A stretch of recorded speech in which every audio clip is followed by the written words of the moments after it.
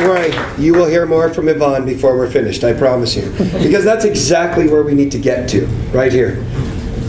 The factors that affect what's going on in the glass. Now you've got a little bit more of a scientific idea about what the plant can do and what happens in the plant, and we'll go back to this. As a matter of fact, we're going to talk a lot about terroir, because that's really what this becomes. But before we do that, right now we have an understanding of the plant and where it comes from and what makes it special. But now man gets involved, and man changes everything. Because from that process of extracting these sugars, turning that into an alcohol, distilling that, we can take everything that the plant gave us and either embrace it or completely change it. Okay, so let's understand better how that happened, how we get to that point, and a perfect man to talk about. Have you ever heard of a tequila called Herradura? Anybody? Yeah, okay. The reason you've heard of Herradura is because of a man sitting on this panel, quite frankly. You may not know this, but a long time ago, he's the guy who took that little brand and made it a household name in this country. And for many of us, it was one of the early tequilas that we learned to love. Since that little company became a big company and then was sold to a bigger company, this man had to find a new direction, if you will. And he's done it in spades with a portfolio of little producers that include crazy things like Sotal, Hacienda de Chihuahua, or Casa San Matias, or the product that you will taste today, Siete Leguas. So to take it from where we left off with plant and get man involved, let me introduce Mr. David Grapshi. David?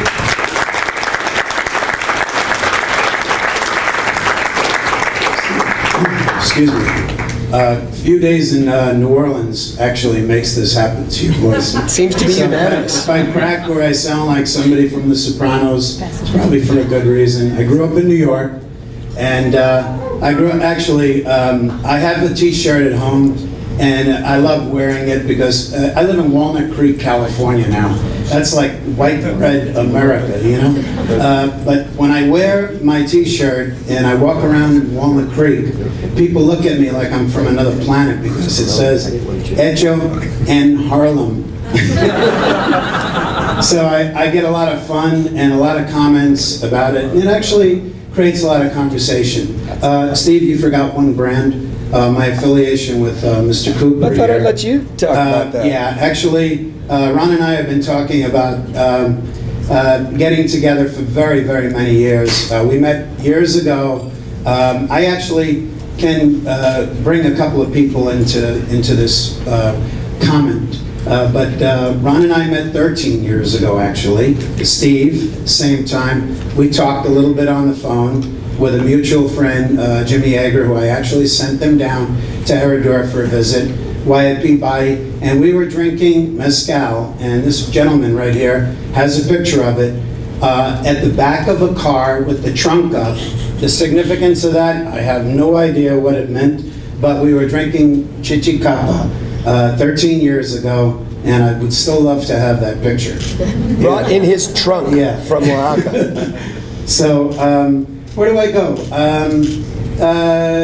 I'm kind of, I've spent a lot of years in the tequila business, 23 in total. I've been in the wine and spirits business for 38 years. So I'm really, really dating myself. When 2006 rolled around and we got the news that we were losing Herradura, it was like, for me, I was losing a child.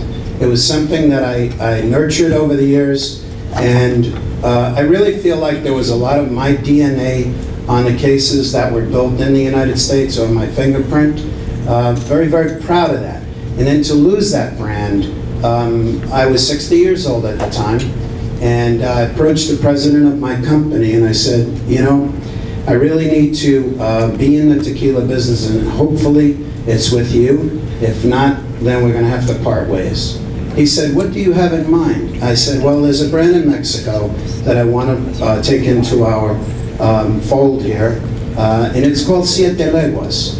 He said, I'd never heard of it before. I said, good, don't worry about it, and I'll take care of the rest.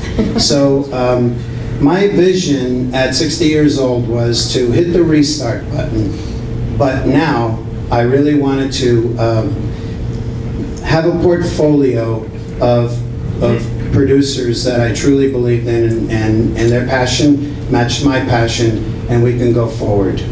So, when we talk about production in the tequila process, I'm going to go a little fast forward and talk about the modern day first.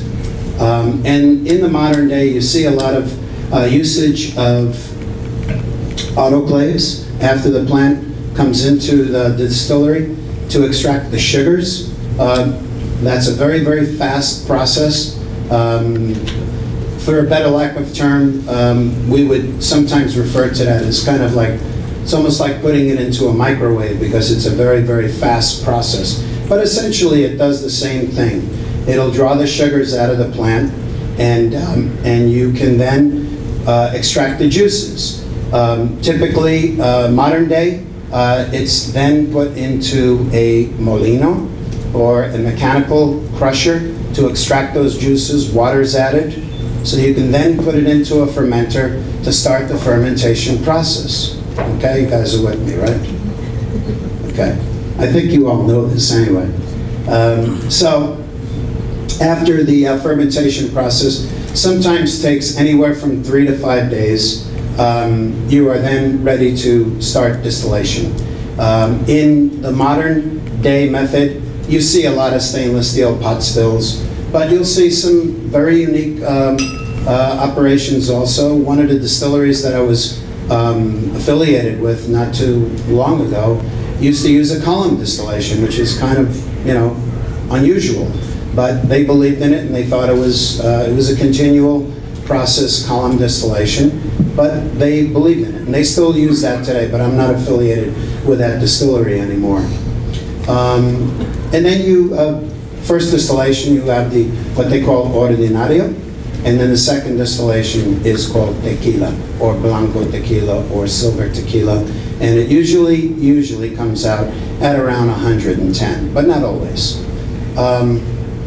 The older method is something that I'm kind of fond of, and because I'm a traditionalist and I've been in this business a long time, and one of the distilleries that I represent, I have to tell you the whole story, and what I'm in love with about this brand is called Siete Leguas. Of course, that's what I'm here to talk about today. They have 2 distilleries at Siete Leguas, and in one of those distilleries, called La Vencedora, they basically go through the same process that I just explained. They extract the sugars not with an autoclave, but with a steam oven, and they use a molino to crush, and so on.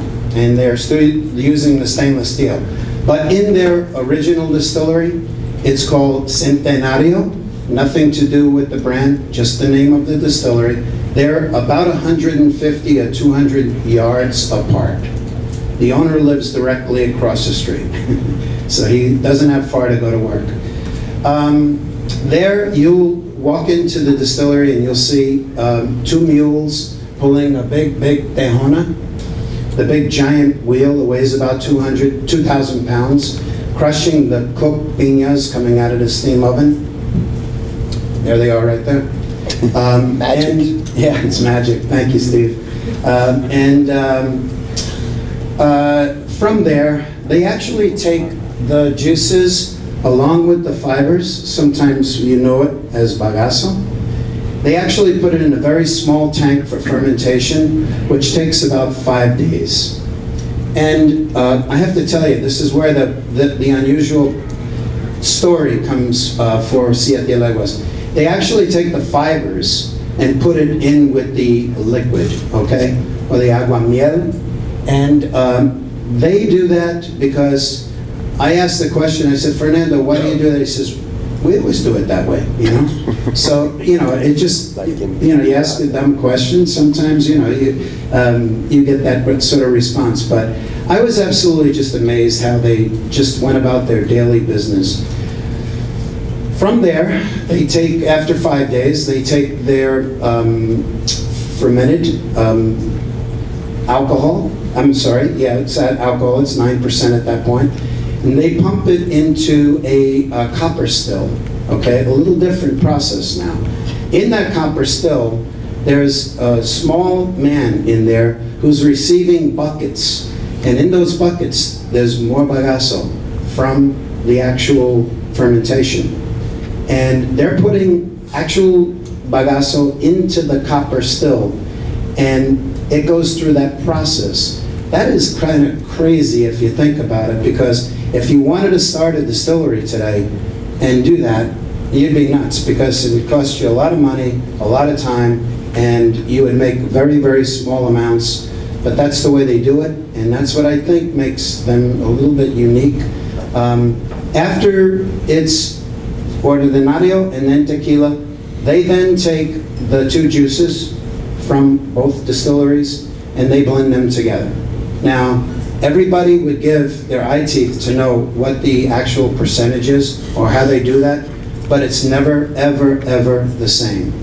And the reason for that is because when you have sugars that come in at a certain Brix level, it will affect the actual flavors of the finished tequila. So every day, you'd have to assume that different Brix levels are delivered to the distillery, and then they have to actually take beakers into, Arturo is the master distiller, and Fernando sit down, and they actually blend until they get the percentage, and that's the percentage of the day.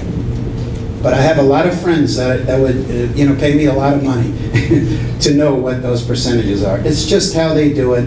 It's what they're passionate about, and I hope you understand that it's the way they do it. It doesn't have to be done that way, but I think that's what makes them a little bit unique, and that's what I fell in love with, folks. I'm 65 now, and hopefully I'm going to keep doing this. I don't know, Ron, what do you think? We're going to go another 10, 15 years? Another 25. About 25 years, okay. All right. But remember... They're actually 112 and 114. They just drink a lot of agave spirits. Pickled. Thank you very, very much. I appreciate it. And by the way, before, Steve, an amazing, amazing panel, really. And I'm very honored to be here. Thank you very much for it. David Grapshi.